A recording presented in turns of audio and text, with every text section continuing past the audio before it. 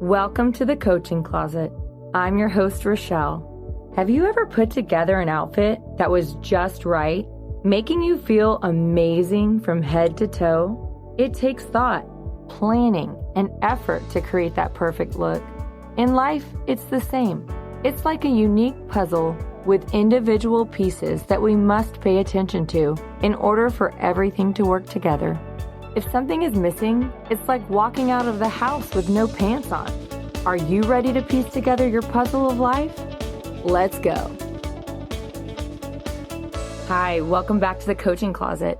With the holidays coming up, we are in the season of gratitude. And with that comes a lot of things, comes a lot of mixed feelings with the holidays coming up. We're going to have a little fun, and we're talking about cuffing season. If you haven't heard about this, you're not alone, because a few years ago, I hadn't heard of it either. But cuffing season is something in the singles community. It is defined as the time of year when people are looking to be in a relationship.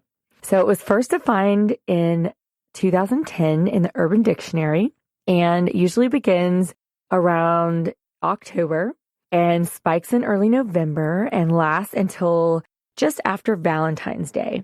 So the word cuff kind of references handcuffs.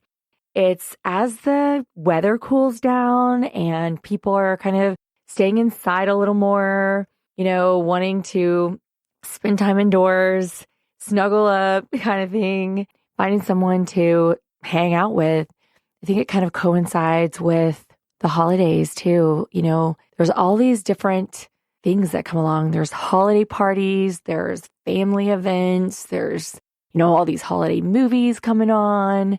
It's something that you don't really think about necessarily if you're not single. But as I found out about it, I was like, that makes complete and total sense.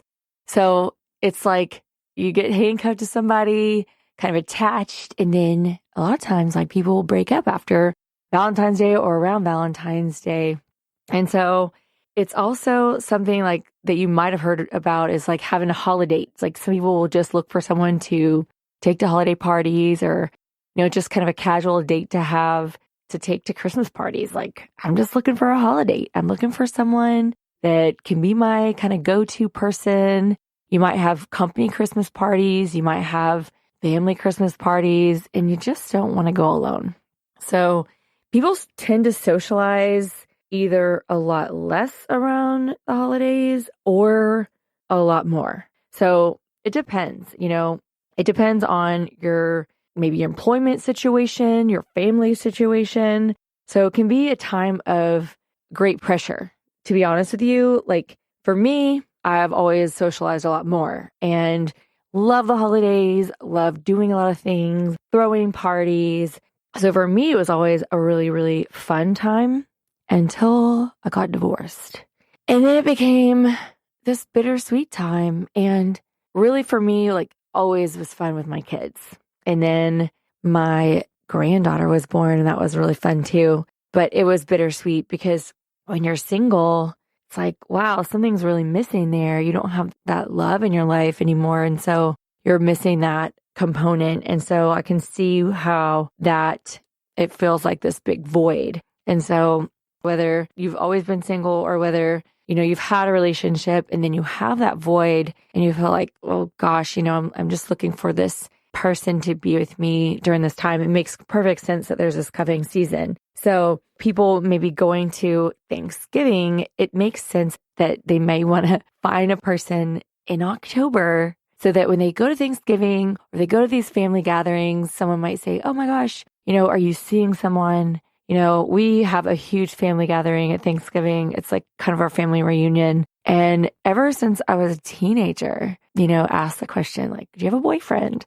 And so it's that kind of thing like, oh yeah, you can show them a picture or tell them about them. And so it is totally understandable that this would be the beginning of that. And then going through Christmas, or if you're Jewish or whatever, Hanukkah, and like sharing with your family, all these things about who you're seeing and being able to say, yeah, I have this person, taking them to the different things.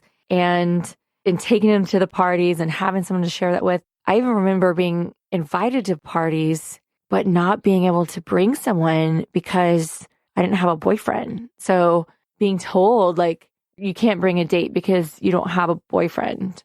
So don't just bring a new date. And I was like, okay. So I just had to go and be around all these couples by myself. It was really awkward. It's just like, I don't know what's more awkward is like if I had a new date, at least had someone to share that time with, or just being there by myself and being newly divorced. And, or the year before I was with someone, with my ex-husband. So it's really crazy. And holidays can be emotional, and whether or not you're in a relationship, if you're in a relationship that's difficult, if you're in a relationship that's wonderful, they're emotional either way. So I just wanted to kind of bring attention to this situation. So even if you're not single, even if you're not aware that this is even a thing, and you are married and you're happily married maybe, or you're happily in a relationship, I wanted to bring this up and let you know that this is the thing. And there are so many people out there that are just in a situation where, they're kind of looking for someone right now and wanting to find a person to go through cuffing season with, because it is the most awkward time of the year. These few months where there's Thanksgiving, Christmas, New Year's, and then coming up on Valentine's Day. And like what to do if you're single. All these different occasions where you don't have someone. All the way to Valentine's Day, New Year's. It's crazy how so much is focused on being a part of a couple. And I didn't really understand that until I was single. I was not single. I was like with someone from the time I was 18 till the time I was 42. So I was unaware, of this predicament. So it's crazy how important it seems in our society to be a part of a couple. And if you're not, it's like you kind of stand out like a sore thumb. I don't know. I just want to kind of bring awareness to that and maybe be inclusive of singles. Just be aware. Like those Hallmark movies though, like it's crazy. They're kind of corny, but they're just like so out there, and people are just like sitting on their couch crying, like hoping that that's them. And I see these posts on Facebook of people saying, oh, I just want to go to a little town and be in a Hallmark movie. Do those even exist? I don't know. So just know cuffing season the thing. And I think people actually get together and last through cuffing season. I try to look up like what percentage of people that get together around October or September, October actually stay together. And I really couldn't find the percentage, but maybe it's a good time to explore that and see if you can find someone that would, be a good match for you and not just a temporary match. It's a good test to see if you can make it through all those holidays and possibly even meet family, because if you can get along with someone's family, then I think that's a good test and, see if you are a good match for someone. So I don't know, maybe talk amongst your friends and see if they even knew about this, because recently in the singles group that I founded and I'm a part of, this was brought up and people were like, did y'all know about this? And we're like, yeah. I mean, I knew about it, but some people are just now finding out. They're more newly single. It's just funny. Yeah. So there you go. Cuffing season is a thing.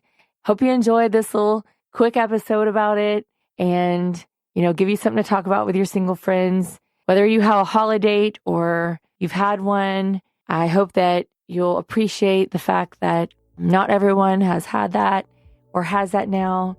As you embark on this journey of the holidays, I hope you will be grateful for everyone that you have in your life. Thank you for joining me today on the Coaching Closet.